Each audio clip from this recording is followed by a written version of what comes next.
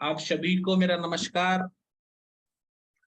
आज एक नवीन विषय पर थोड़ी लीक से हटके चर्चा करने का विचार है। तो इस हेतु जो है कि इस वीडियो को लेके मैं प्रस्तुत हुआ हूं। त्रिक भाव जो है ज्योतिष में, या जिनको दुस्थान भी कहते हैं, उनकी चर्चा आज मैं इस वीडियो में करूंगा। छठे भाव, आठवें भाव और 12वें भाव को त्रिक या दुस्थान कहा जाता है। अब दुस्थान का मतलब तो है वो स्थान जो कि दुख दे, वो स्थान जो कि आदमी को दुख प्राप्त कराए। अब यहाँ पर क्या ये बात है कि छठे, आठवें और 12वें घर से कुछ भी अच्छा नहीं मिलता? देखो, ऐसा नहीं। छठे, आठवें और 12वें घर से भी अच्छा मिलता है। इसके बारे में हम विचार करेंगे बारी बारी। लेकिन जैसा कि मैं अपने बच्चों को कहता रहता हूं कि भाई, सूर्य को पाप ग्रह क्यों बोला है? क्योंकि सूर्य जिन चीजों को दर्शाता है उसमें से अधिकतर गुण अगर व्यक्ति में हो, जैसे घमंड, अहंकार, गौरव, गुमान इत्यादि, अगर व्यक्ति के व्यक्तित्व में हो तो आप उसको पापी बोलोगे। ये पापी है, हठी है, क्रूर है ना? तो क्योंकि ज्यादातर चीजें जो सूर्य दर्शाता है वो व्यक्ति के स्वभाव में होने से ऐसे व्यक्ति को क्रूर प्रकृति का मनुष्य कहेंगे। इसी कारण से सूर्य को क्रूर ग्रह कहा है। तो इन तीनों भावों को बुरा कहने के पीछे भी यही वजह है कि ज्यादातर इन भावों के जो कारकत्व हैं वो अच्छे नहीं है, जिस वजह से कि इनको बुरा कहा गया। असलियत में सच्चाई क्या है वो तो ज्योतिषी के अनुभव पे निर्भर करता है, और मैं अपने अनुभव के हिसाब से आज की वीडियो में इन भावों से जुड़ी हुई थोड़ी सी चर्चा करना पसंद करूंगा। अभी इन भावों को त्रिक भी कहते हैं। भाई, त्रिक क्यों कहते हैं? तो त्रिक का एक तो मतलब ये हुआ कि जो भाव टेढ़ा है। टेढ़ा है, टेढ़ा है कहने का क्या मतलब है? अभी कोई आदमी से आप पैसा मांगो, मान लो आपने उसके वहां नौकरी की है, नौकरी करने के बाद आप उससे पैसा मांगने गए हो, वो आपको पैसे तो दे, लेकिन दिन भर जो गलती है वो गलती आपको नहीं बताए दिन भर। बल्कि जब आप पैसे मांगने जाओ तो उस टाइम आपको बोले तू यहीं खड़ा रहे, और जो काम आपने गलत किया उसको सही कर दे, सही करे आपके सामने। फिर बोले देख, मुझे सही करने में 2 घंटा लगा, तो तेरी सैलरी में से 2 घंटे के इतने पैसे हुए, इसको मैं काट के ये पैसा तुझे देता हूँ। तो आप बोलोगे यार ये बड़ा टेढ़ा आदमी है, सीधे सीधे कह देता कि काम ठीक से नहीं हुआ, पहले उसे ठीक से करके लाओ। ऐसा नहीं किया, ऐसा नहीं। तो ट्रिक का मतलब ये है कि थोड़ा सा टेढ़ा है, टेढ़ा कंडीशन है। अभी यहां पर देखो, एक बात आप और समझो। मैं एक प्रश्न आपसे पूछता हूं कि ज्योतिष ज्योतिषम प्रत्यक्षम शास्त्रम जो है कि श्लोक है कि ज्योतिष प्रत्यक्ष शास्त्र है, जो कैसे काम करता है वो आंखों से देखा जा सकता है।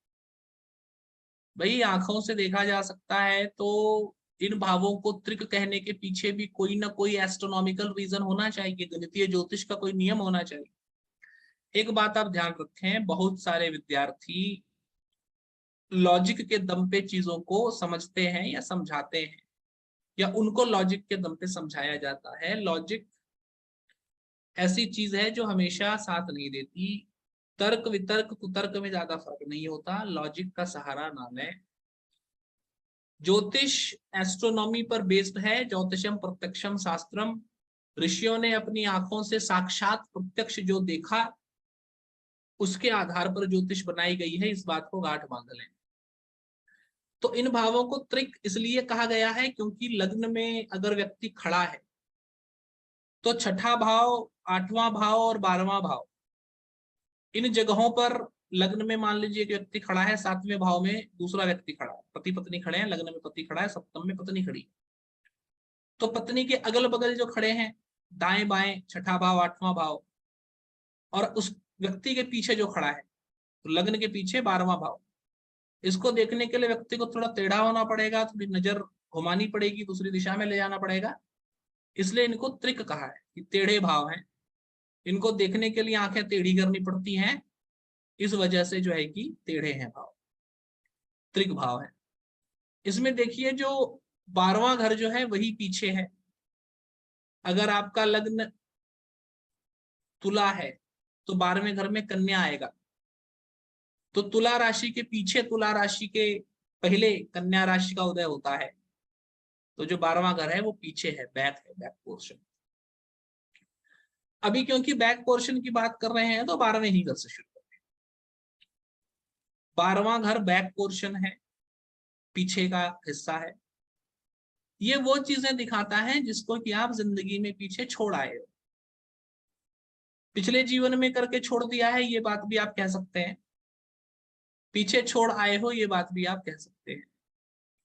यहाँ पर गौरतलब बात यह है कि 12वें घर में जो ग्रह बैठा है, 12वें भाव का जो स्वामी है, और 12वें भाव पे जिस ग्रह की दृष्टि है, देखो तीनों का विचार करना है, किसी एक का विचार करने से काम चलेगा नहीं, है ना। ज्योतिष जो है वो होलिस्टिक साइंस है, तो तीनों का साथ में विचार करेंगे तो ही बात होगी भाई, ऐसे नहीं होगा। तो 12वां घर वो चीजें हैं जिसको कि आप पीछे छोड़ के आ गए हैं, वो चीजें हैं जो कि पिछले जीवन में आपने की हैं, और अब इस जीवन में जो है कि उसका या तो फल भुगतेंगे या जो आधा अधूरा काम है उसको पूरा करेंगे। एक मुझे श्लोक याद आता है, किसी क्लासिक का श्लोक है, किसी ज्योतिष के ग्रंथ का श्लोक है। ग्रंथ का नाम नहीं ले रहा हूं, श्लोक बता दे रहा हूं। विद्वान लोगों को पता है कहाँ का श्लोक है, और जो विद्वान नहीं है उनको बता के फायदा क्या। तो ज्योतिष का ग्रंथ कहता है कि जिस भाव का कारक 12वें घर में हो, बात ध्यान से सुनिए जरा, भाव के स्वामी की नहीं बात कर रहा, कारक कह रहा, जिस भाव का कारक 12वें घर में हो उस भाव से जुड़े हुए अच्छे फल व्यक्ति को प्राप्त होते हैं। तो सूर्य अगर 12वें घर में होगा तो लग्न से जुड़े हुए अच्छे फल प्राप्त होंगे, व्यक्ति का जीवन लंबा होगा, व्यक्ति को जो है कि नेम फेम स्टेटस होगा, हेल्थ ठीक रहेगी, लंबा जिएगा, फेमस होगा, बुद्धिमान होगा, समझदार होगा, अकलमंद होगा इत्यादि। अब प्रथम भाव के जो भी कारक है वो आप वहां पे लगाएं। चंद्रमा हो तो चौथे घर का फल, मंगल हो तो तीसरे और छठे घर का फल, बुध हो तो 10वें घर का फल, गुरु हो तो दूसरे, पांचवें, नवें और 11वें घर का फल, शुक्र हो तो 7वें घर का फल, और शनि हो तो 12वें और 8वें घर का फल व्यक्ति को मिलता है।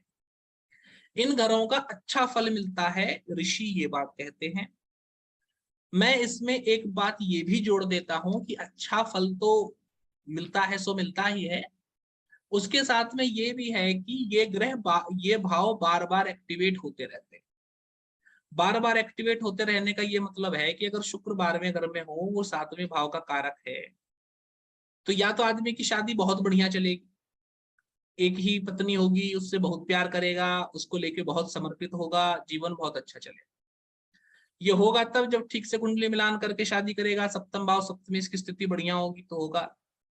वो दूसरे परिप्रेक्ष्य में बात जा रही है तो उधर ज्यादा नहीं जा रहे, कह ये रहे हैं कि अगर कुंडली मिलान ठीक से ना हो या सप्तमेश की हालत खराब हो तो ऐसी स्थिति में तो शादी टूटनी है, टूटेगी। तो अब इसमें 12वें घर में बैठा हुआ शुक्र क्या करेगा, 12वें घर में बैठा हुआ शुक्र ये गारंटी करेगा कि 7वां भाव एक्टिवेटेड रहे, 7वें भाव से जुड़ा हुआ काम जिंदगी भर होता रहे। तो ऐसा आदमी एक बार जो शादी कर ले, पैदा तो कुंवारा ही होगा, एक बार जो शादी कर ले उसके बाद जिंदगी भर शादीशुदा रहता है। या तो एक ही जीवन साथी के साथ हंसते खेलते जिंदगी बिताता है, या अगर कहीं संबंध विच्छेद, विवाह विच्छेद हो जाए तो फिर दोबारा शादी, दूसरी टूट जाए तो तीसरी शादी, तीसरी टूट जाए तो चौथी शादी, इत्यादि शादियां पे शादियां करता रहता है। उसके जीवन में संबंध इत्यादि कभी खत्म नहीं होते। दूसरा, मैं खुद अपने बच्चों को ये बात कहता रहता हूं कि भैया देखो, आपके पास जिंदगी में बहुत पैसा है, लेकिन आप उसको इस्तेमाल कर ही नहीं सकते, खर्च कर ही नहीं सकते, तो फिर उसका क्या मतलब हुआ। बहुत पोटेंशियल हो, बहुत टैलेंट हो, फिर भी अगर आदमी इस्तेमाल नहीं कर सकता तो क्या करना है फिर उसका। तो 12वें घर क्योंकि खर्च का है, इस वजह से 12वें भाव से जिस ग्रह का संबंध है, उस ग्रह से जुड़ी हुई चीज आदमी असल में इस जिंदगी में खर्च कर पाता है। उस ग्रह के जो सुख हैं, वो ग्रह जो भी चीजें दिखाता है उसको आदमी, जिसको कंप्लीट इंजॉयमेंट, जिसको पूर्ण सुख कहते हैं, वो भोग पाता है। किस ग्रह से जुड़ा हुआ? उस ग्रह से जुड़ा हुआ जो 12वें घर में बैठा। फल कैसे देखेंगे? ग्रह जिस चीज का कारक है उसका फल, और जिस भाव का स्वामी है उसका फल। ये तो 12वें भाव से जुड़ी हुई दो जो है कि वो बातें।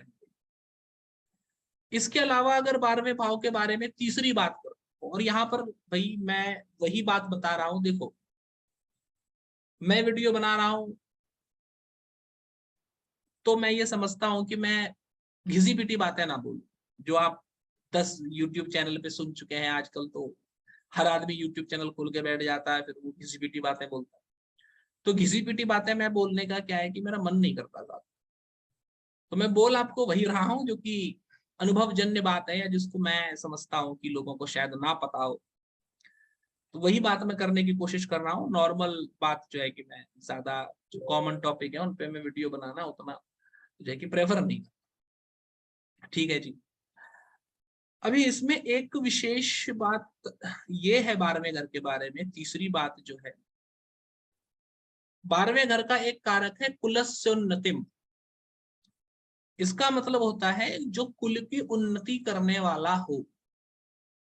ये बात 12वें घर की नहीं, ये बात द्वादशेश की है, 12वें घर के स्वामी की है। दोनों प्रकार से आप इसको ले सकते हैं। 12वें भाव में ग्रह बैठा है तो उसको ले लें, नहीं तो उसका जो स्वामी है उसको ले लें।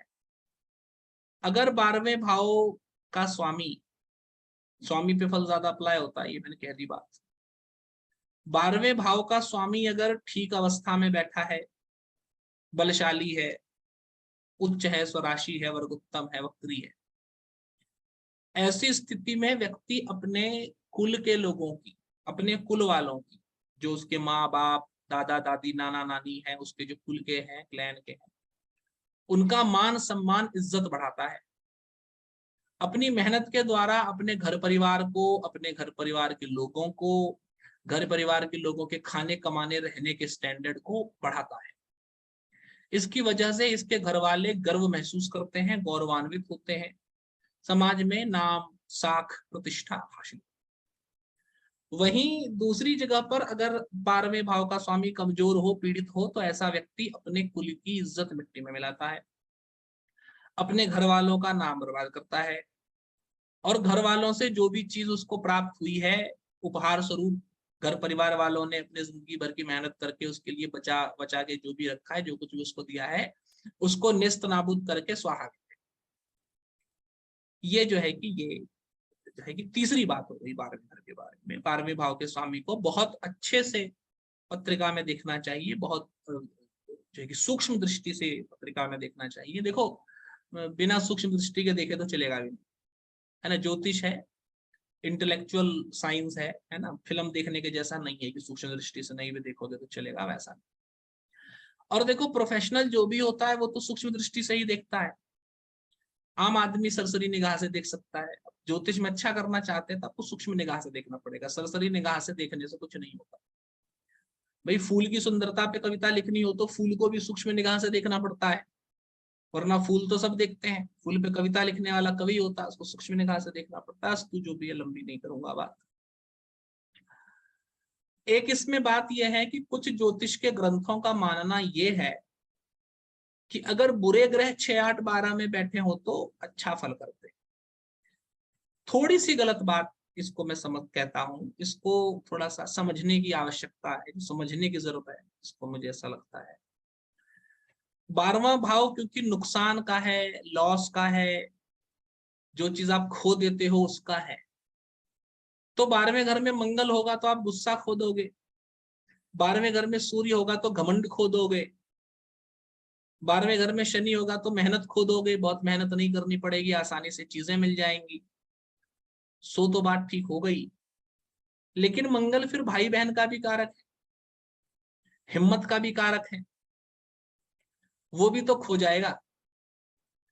तो क्या वो अच्छा है किसी के भाई बहन से उसको उसको अलग होना पड़े, या उसके भाई बहन हो ही ना, या किसी आदमी को अपनी हिम्मत, बहुत हिम्मत वाला ना हो, हिम्मत से हाथ धोना पड़े, तो सो तो अच्छा फल नहीं है।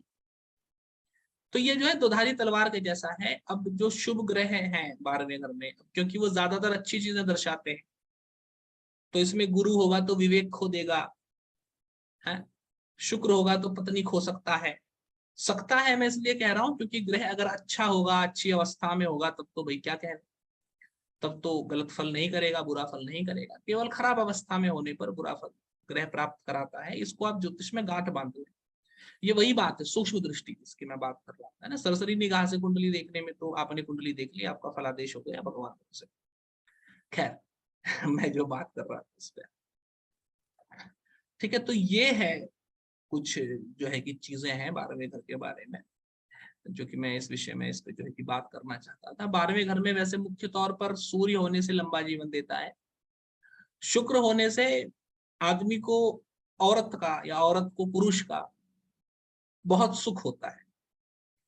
ऐसे आदमी की, अब आपको लगेगा कि भाई शुक्र तो शादी का कारक है, 12वें घर में गया तो खराब हो जाएगा क्या।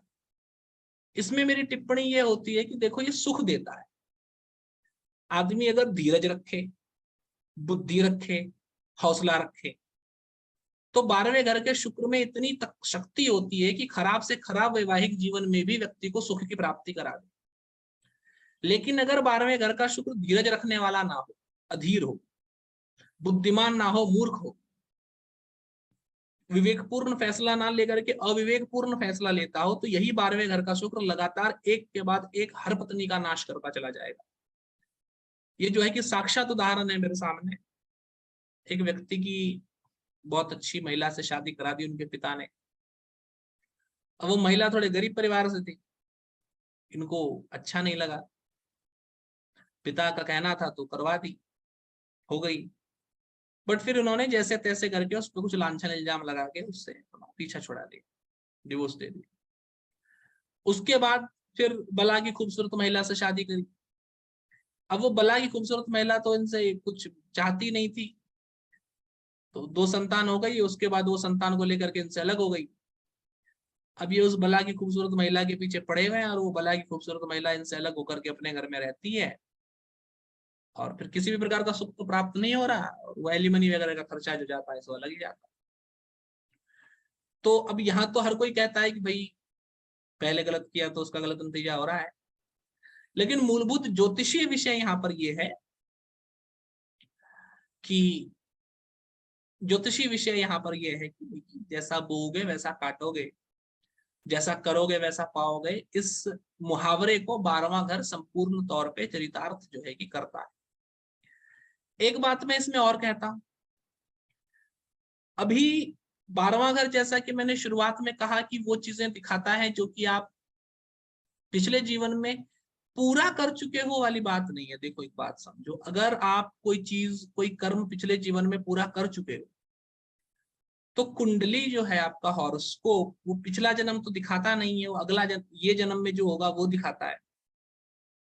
तो मैं ये नहीं कह सकता कि 12वें घर में वो चीज है जो आप पहले पूरी कर चुके हो, नहीं। मैं बोलूंगा 12वें घर में वो चीज है जो पहले की अधूरी छूटी, अब पूरी करनी है। क्योंकि कर्मा कंटिन्यूएशन में है, ये आप गांठ बांध लें। आपकी कुंडली का काम वो कर्म नहीं दिखाना जो आप पहले पूरा कर चुके हो, वो कर्म दिखाना है जो पहले अधूरा छोड़ा है और अब पूरा करना है। तो 12वें घर में जैसे शुक्र है, तो फिर शादी तो करनी ही करनी पड़ेगी, भागा नहीं जा सकता उससे, क्योंकि अधूरा छोड़ के आए हैं पिछले जीवन में आप। 12वें घर में बुध है, तो विद्या का प्रदर्शन आपको करना ही करना है। पिछले जीवन में आपने विद्या अर्जन बहुत किया, विद्या बांटा नहीं, इस बार बांटना पड़ेगा।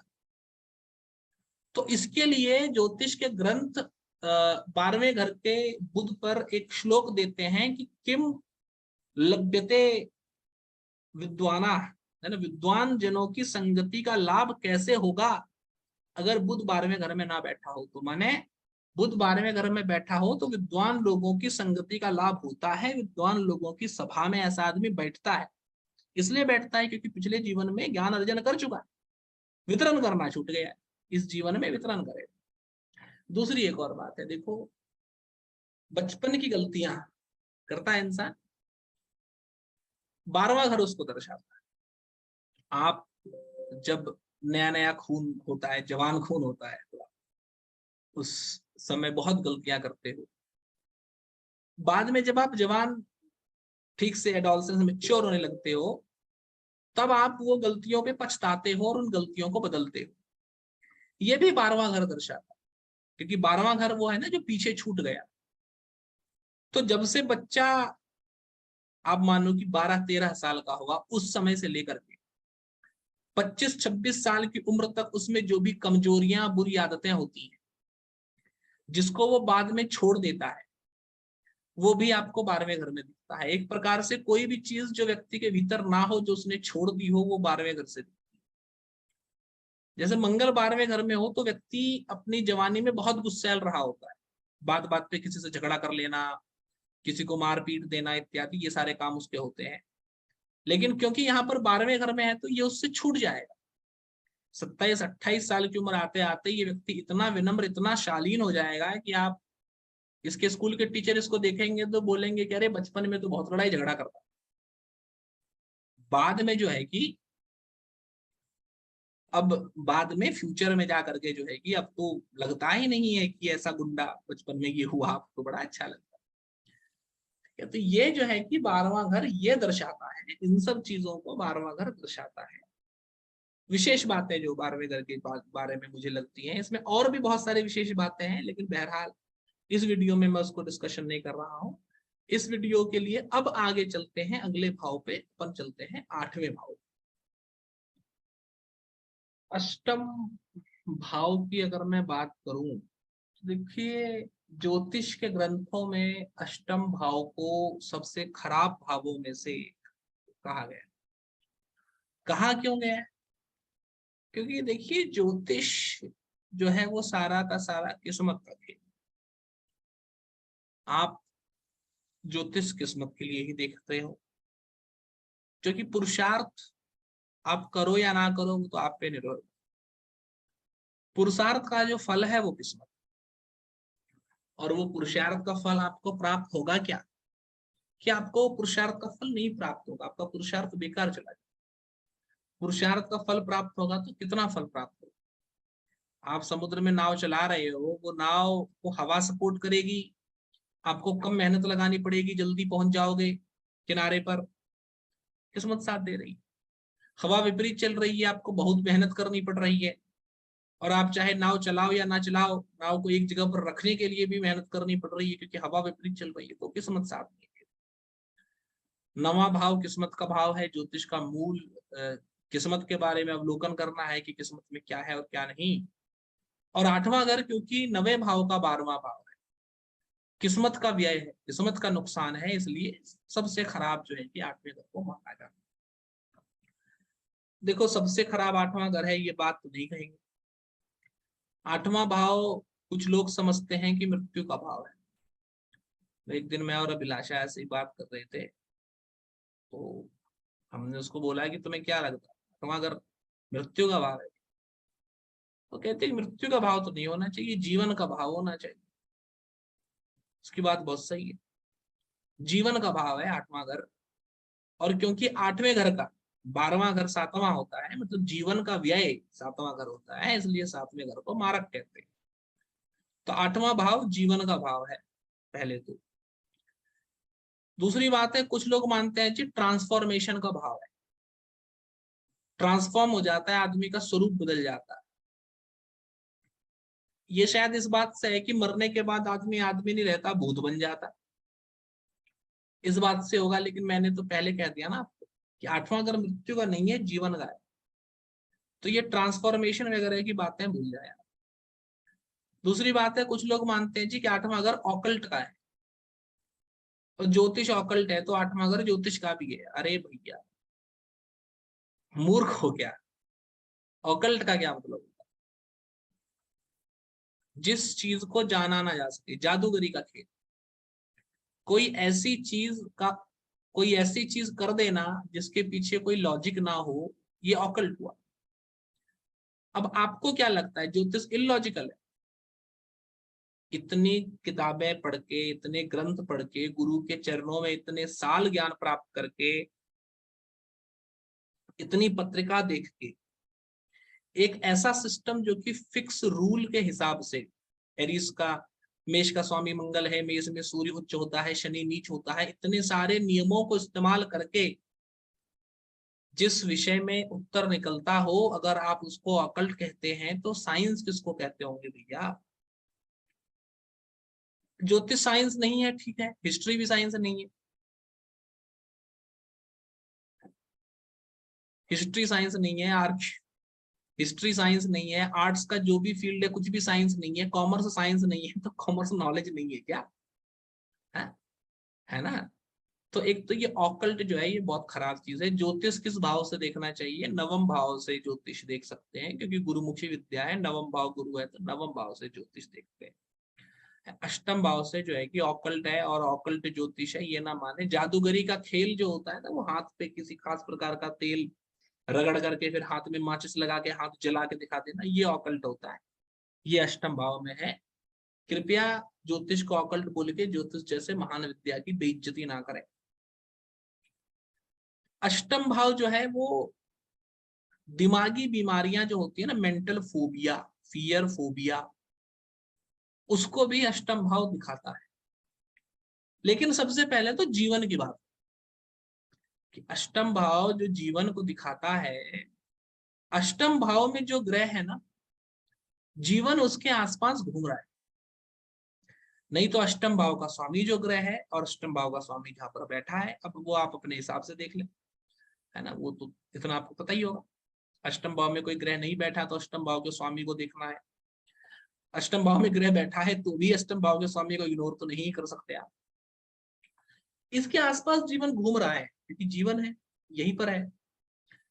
तो अष्टम भाव में जो ग्रह बैठा है उसका जो कारकत्व है, वो जिस भाव का स्वामी है या अष्टमेश जहां बैठा है, उसके आसपास जीवन आपका घूम रहा है। अगर लग्न में बैठा है तो सेल्फ सेंटर्ड है आदमी। दूसरे 11वें घर में बैठा है तो पैसे के आसपास घूम रहा है। पंचम भाव में बैठा है तो संतान के पीछे, विद्या के पीछे, बुद्धि के पीछे घूम रहा है। अष्टमेश जहां बैठा है, आपका दिमाग उसी डिपार्टमेंट में घूम रहा है, जिंदगी भर वहीं पर घूमेगा। उस भाव से जुड़ी हुई चीजें जिंदगी भर आपके पास लगी रहेंगी। पंचम भाव में अष्टमेश बैठेगा तो शिष्य, फॉलोअर्स आपके आसपास हमेशा डेरा डाल करके मंडराते रहेंगे। संतान, विद्या, ज्ञान के आसपास आपका जीवन घूमता है। तो पहली बात। दूसरी बात यह है कि अष्टम भाव जो है उसको रंध्र कहा है। रंध्र का मतलब होता है कि छेद, जो होता है दिल में छेद हो जाता है, वैसा छेद। तो देखो छेद का मतलब क्या है? अगर बाल्टी में छेद कर दी जाए तो बाल्टी में पानी नहीं रहेगा। नाव में छेद कर दें तो नाव पानी में डूब जाएगा। तो अष्टम भाव के रंध्र होने का, छिद्र होने का मतलब यह है कि अष्टम भाव में जो भी चीज होती है, या अष्टम भाव का स्वामी जहां पर भी होता है, वो चीज आपके जिंदगी के आसपास लगी तो रहती है, लेकिन आप उसका इंजॉय नहीं कर पाते। आप उसको जो है कि आप उसको इंजॉय नहीं कर पाते, आप उसका सुख ठीक से प्राप्त नहीं कर सकते। ये छेद वाले मटके में पानी भर के ले जाने के जैसा है। तो उस छेद के नीचे जितनी जगह है उतने में ही पानी बचेगा, उसके ऊपर नहीं बचेगा। तो ये तो बताता है कि एक्सेस नहीं होने देता। अगर मटके में बीच में छेद हो तो मटका बहुत ज्यादा भर जाए, filled up more than the capacity, वो तो हो ही नहीं पाएगा, है ना? तो लाइफ में एक्सेस से होने वाली जो प्रॉब्लम्स हैं उनको कंट्रोल में रखता है, एक्सेस से प्रॉब्लम नहीं होने देता। लेकिन बात यह है कि भरने भी नहीं देता। आपको फल की प्राप्ति में जल्दी करनी पड़ती है। छेद वाले गिलास से पानी पीना हो तो जल्दी जल्दी पी लेना पड़ेगा। आप वेट करेंगे तो छेद से पानी निकल जाएगा। तो अष्टम भाव में जो ग्रह बैठे हैं उनका उपाय उपाय करना हो तो जिंदगी में 30 साल से पहले कर लेना चाहिए, बाद में नहीं हो पाता।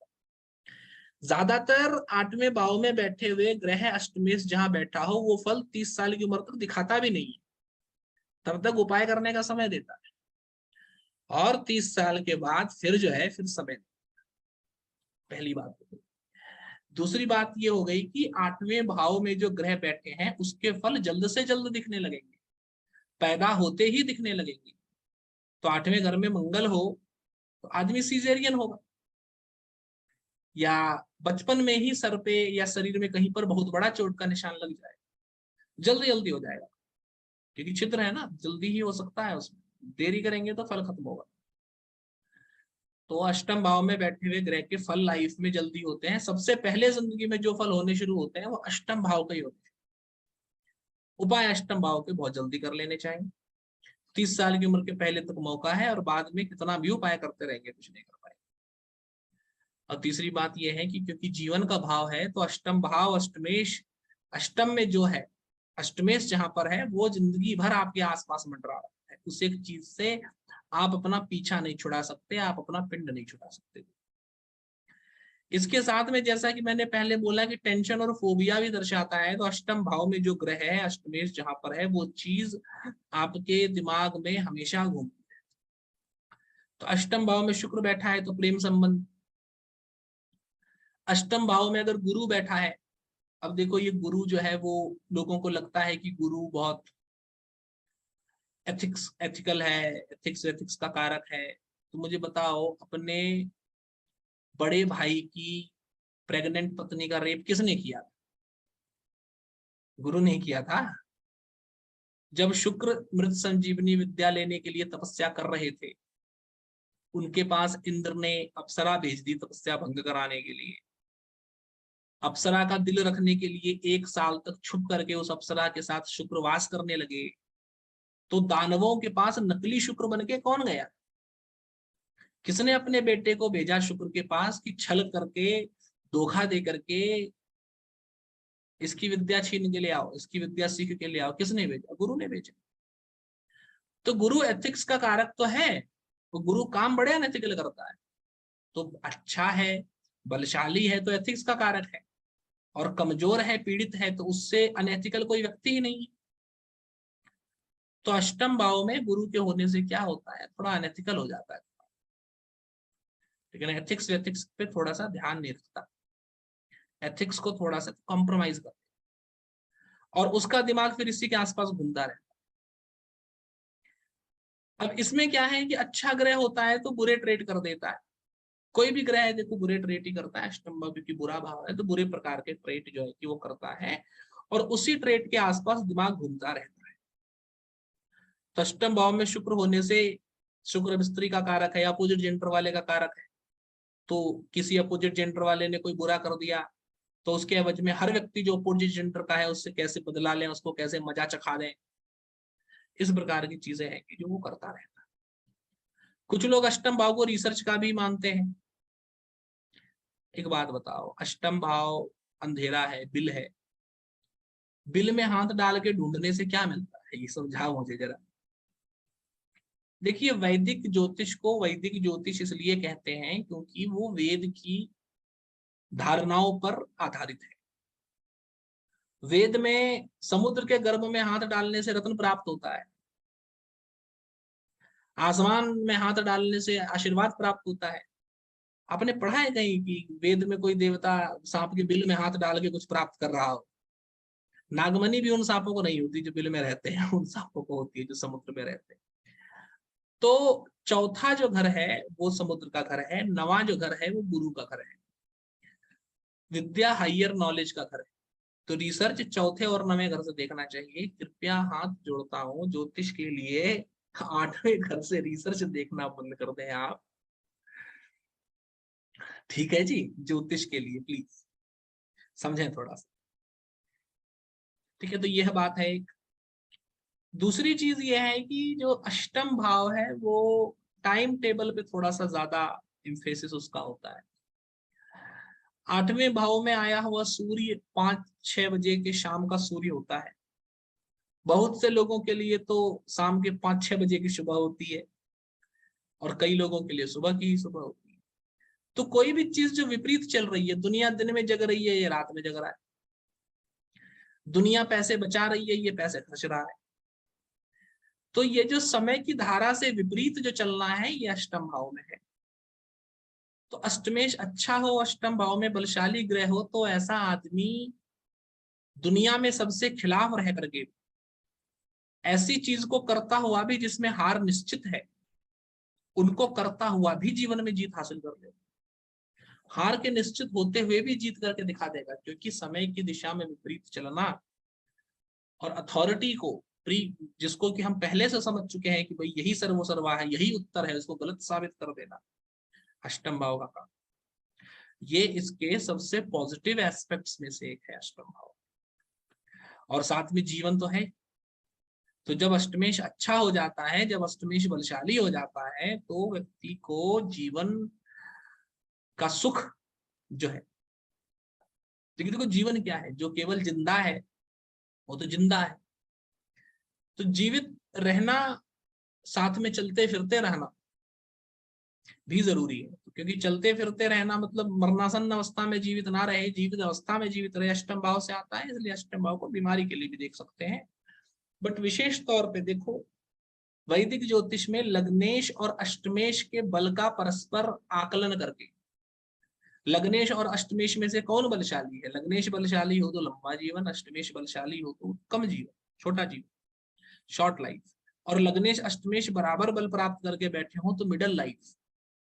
ये जो है कि ज्योतिष में लॉन्जेविटी पता करने का सबसे पुराना और सबसे डिपेंडेबल तरीका है। बाकी जितने भी तरीके हैं वो सब नए हैं इसके बाद में। बट उसके साथ में ही ये बात समझिए कि अष्टम भाव का स्वामी और अष्टमेश अगर बलशाली हो तो ऐसा आदमी सच में जिंदगी में एंजॉय कर पाता है, नहीं तो नहीं कर पाता। जैसे कि मुझे याद है, कुंडली तो नहीं खोली हुई है मैंने अपने बगल में, देख लेता हूँ चलो। हाँ, एल्बर्ट आइंस्टाइन के 8वें घर में मंगल राहु है। अब एल्बर्ट आइंस्टाइन ने, आपको पता ही है, सबसे बड़ी खोज क्या की, लेकिन क्या वो खोज करके एल्बर्ट आइंस्टाइन को गर्व हुआ? एल्बर्ट आइंस्टाइन की सबसे बड़ी खोज ने एल्बर्ट आइंस्टाइन को सुख दिया, गौरव दिया, या दुख दिया? तो जीवन में आप जो चीजें कर रहे हैं वो आपको सुख देगी कि दुख देगी? आप जिंदगी भर मेहनत ही करते रह जाओगे, या एक समय आएगा जब आप मेहनत करके आराम से विश्राम करते हुए उसको, अपने उस मेहनत के फल का मजा लोगे? ये जो है कि आपको अष्टम भाव में और सप्तम भाव में, इन दोनों भावों में वैसे तो किसी भी ग्रह का रहना उचित नहीं कहा गया, लेकिन फिर भी अगर ग्रह हो तो यहाँ पर कोई विशेष नियम नहीं है। तारतम्य से ग्रह के कारकत्व, ग्रह के कैसे भाव का स्वामी है इत्यादि, कैसी राशि में बैठा है, इन सब के हिसाब से जो है कि ग्रह का विचार करना चाहिए। छठे घर पे आते हैं। छठे घर के बारे में सबसे पहली बात आती है कि छठा घर उपचय है। उपचय मतलब वो चीज जो बढ़ती रहे, जो हमेशा वृद्धि को प्राप्त करे। अच्छी बात है क्या? कोई चीज हमेशा बढ़ती रहे, ये अच्छा है क्या? चूहे के दांत जिंदगी भर बढ़ते रहते हैं। उस बढ़ते हुए दांत को रोकने के लिए वो हमेशा कुछ ना कुछ खाता रहता है। आप इंसान के शरीर से चूहे को बांध दोगे तो इंसान का शरीर खा जाएगा। दुनिया में टॉर्चर करने के सबसे पुराने तरीकों में से ये एक है। चूहे को किसी के शरीर से बांध दो, चूहे को पिंजड़े में डालो, पिंजड़ा एक तरफ से खोलो, जिस तरफ से खोलो वो इंसान के शरीर से चिपका दो, वो शरीर खा जाएगा, हड्डियां को उतर देगा। क्यों उतर देगा? क्योंकि चूहे के दांत लगातार बढ़ते रहते हैं। और अगर चूहा 4 दिन तक नहीं खाएगा तो उसके दांत इतने बढ़ जाएंगे कि उसकी जबड़े को फाड़ करके निकल जाएंगे, चूहे को ही मार देंगे। छठे भाव के साथ यही कहानी है, चीज बढ़ती रहती है, बढ़ते बढ़ते ट्यूमर हो जाती है, इतनी बढ़ जाती है कि आपको लगता है यार इससे छुटकारा पाता हूं मैं, ये तो बहुत गलत हो गया। प्यार होता है, अच्छा लगता है, व्यक्ति मुझसे रोज मिलने आता है, सुबह शाम मुझे देखता है, अच्छा लगता है, लेकिन एक दिन घुटन होती है, ये तो कहीं जाने ही नहीं देता, हमेशा अपने सामने ही बैठा रखता है, कहीं भी अकेले नहीं जा सकते, अपनी लाइफ खत्म हो गई, पूरा इसका ही कंट्रोल हो गया। छठा भाव, चीज इतनी बढ़ जाती है कि आपको उससे नफरत होने लगती है, यही छठा भाव। लेकिन समृद्धि अगर जिंदगी में चाहिए, ऐश्वर्य अगर जिंदगी में चाहिए, तो आपको छठा भाव चाहिए, क्योंकि छठे भाव का एक कारकत्व है नौकर। अब एक बात बताओ, आप नौकर बनोगे, ये छठा भाव दिखाता है, कि आप नौकर रखोगे, ये छठा भाव दिखाता है। ये सोच के बताओ मेरे को बात। तब तक एक कहानी सुनाता हूँ। आजकल ज्योतिष में जैसे इंटरप्रिटेशन हो रहे हैं कि मत पूछिए आप। छठा भाव नौकर का भाव है। एक बात बताइए, चौथा भाव माता का भाव है, तो वो आपकी माता है या आप जिसको माता बना दोगे वो है हमारी पत्नी? आपकी माता है ना भाई। तो छठा भाव नौकर का भाव है, मतलब आपके जो नौकर है। तो जिंदगी में जब इतना रसूख हो कि या तो आपके पास इतने पैसे हैं कि आप नौकर रख रहे हो, या इतना काम है कि आपको नौकर रखना पड़ रहा है, इस स्तर की जो तरक्की है वो छठा घर देता है। खास करके तब जब छठा घर बलशाली हो। छठा घर बलशाली कैसे होगा? छठे भाव का स्वामी बलशाली होगा, छठे भाव में बलशाली ग्रह बैठा होगा, छठे भाव में बलशाली ग्रह की दृष्टि हो।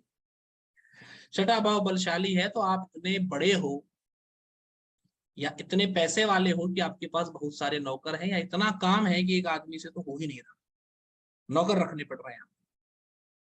और नौकर आपने रखे हुए मतलब आप बिजनेस कर रहे हो, क्योंकि आप नौकरी कर रहे हो तो आप किसी के नौकर हो। तो छठा भाव बलशाली हो के बिजनेस देता है, नौकरी नहीं देता। किसी की कुंडली देख लो आप, जिसकी आपको देखनी है उसको देखो, आपको पता चलेगा मैं क्या बात कह रहा हूं आपसे। दूसरी बात है शत्रु। छठा भाव शत्रु का भाव है, ठीक है।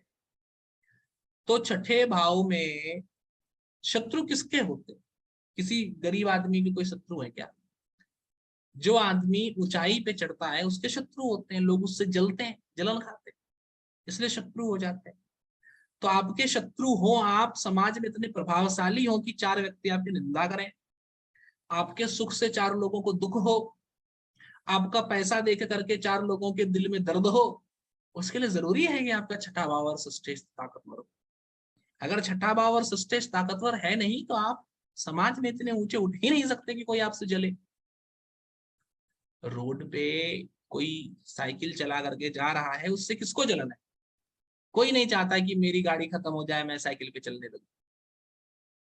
आम इंसान जो है, नॉर्मल कोई कोई जो है कि मीडियोकर वर्कर है, कोई बहुत हम्बल काम करने वाला है, उससे कोई नहीं जलता।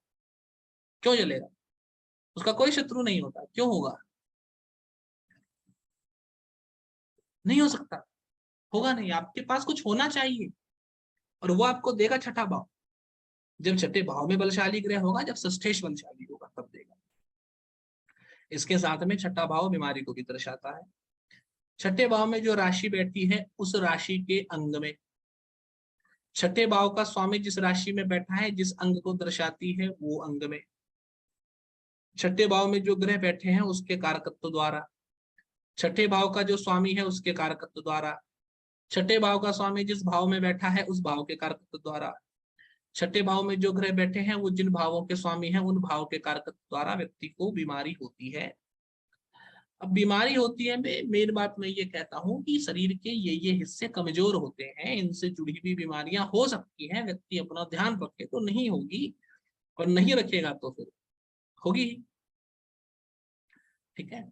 छठे भाव के मामले में एक और बात कहना चाहूंगा, अगर लग्नेश और षष्ठेश दोनों का बल देखना चाहिए, लग्नेश ज्यादा बलशाली हो और षष्ठेश कम बलशाली हो, तो इस मामले में व्यक्ति अपने शत्रुओं पर हमेशा हावी रहता है और ज्यादातर हेल्दी रहता है, स्वस्थ। लेकिन वहीं अगर छठे भाव का स्वामी ज्यादा बलशाली हो जाए तो शत्रु और बीमारी ऐसे व्यक्ति पर हावी हो जाते हैं, और उसका जिंदगी कांटों से भर जाता है।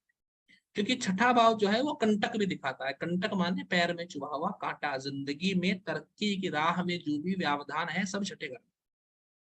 और छठे घर में जो ग्रह बैठा है, जब तक आप उसको जीत नहीं लोगे तब तक आप जिंदगी में सफलता प्राप्त कर नहीं सकते। छठे घर में मंगल बैठा है, जब तक आपको अपने गुस्से पर, रेशनैलिटी, बहस करने की भावना पर, लैक ऑफ फेथ, देखो फेथ की कमी जो है ना वो मंगल दिखाता है।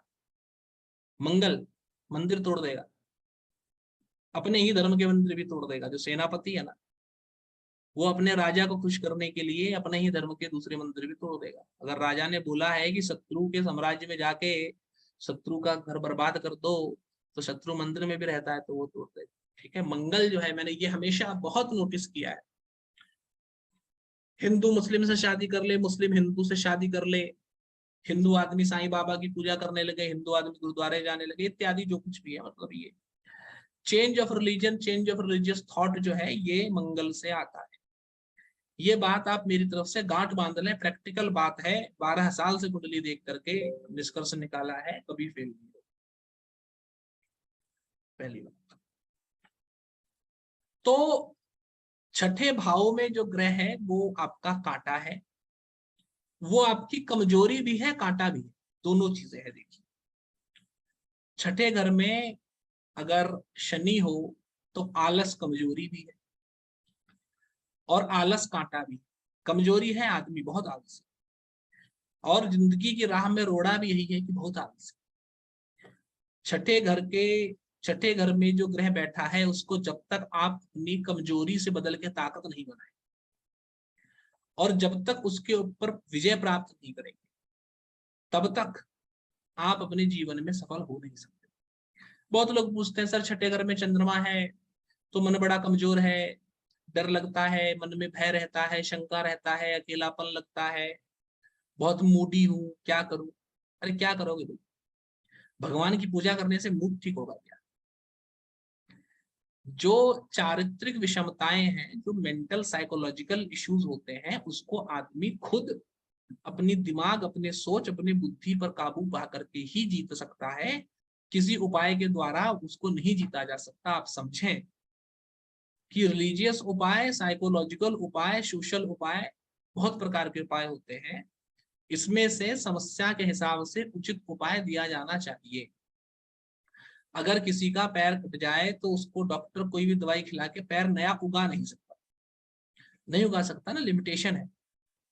तो बीमारी, एक प्रकार की बीमारी ठीक की जा सकती है, एक प्रकार की बीमारी नहीं की जा सकती। उसी प्रकार से जो साइकोलॉजिकल जो समस्याएं हैं, साइकोलॉजिकल जो इश्यूज हैं, उनको ठीक नहीं, उनको आदमी खुद ही ठीक कर सकता है, बाहरी उपायों से नहीं ठीक होते, अपनी सोच समझ बुद्धि के द्वारा ही ठीक। दूसरी बात एक यह समझ लें छठे भाव के बारे में विशेष सावधानी की बात यह है कि छठे भाव में पाप ग्रह बैठा हो तो शत्रुओं का नाश करता है, लेकिन बीमारी देता है। छठे भाव में शुभ ग्रह बैठा हो तो व्यक्ति को बीमारी से बचाता है, लेकिन व्यक्ति की तरक्की की राह में बाधा बनता है। उसके शत्रु, उसके कॉम्पिटिटर, उससे जलने वाले ज्यादा तरक्की करते हैं और वो नहीं कर पाते। ये छठे भाव के बारे में विशेष होता है।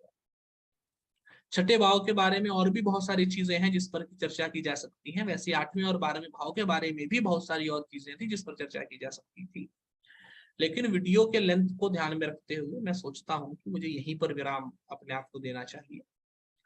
आप मुझे कमेंट करके अवश्य बताएं कि आपको वीडियो कैसा लगा। वीडियो देखने के लिए बहुत धन्यवाद। आपका दिन शुभ हो, मंगलमय हो।